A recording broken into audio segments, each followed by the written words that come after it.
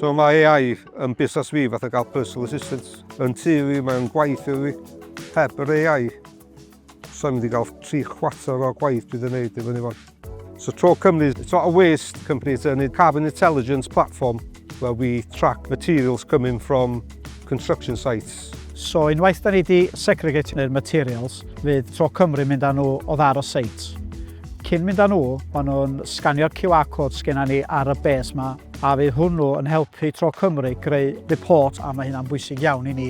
Trio dod efo nôl i mewn i'r supply chains wedyn, i pobl fatha Williams Homes ail defnyddio nhw. Heb Busnes Cymru, sa fi'n lle ydw i, yr advices gyda nhw, mae'n absolutely brilliant.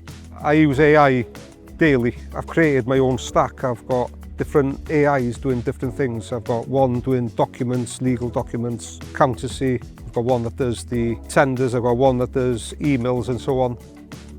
Yr information ti'n rhoi i mewn AI, ti'n gorfod checio fo, ond y fi sef o y sen yn diwedd. Sa fo really yn galad i cyrraedd lle dwi wedi cyrraedd heddiw.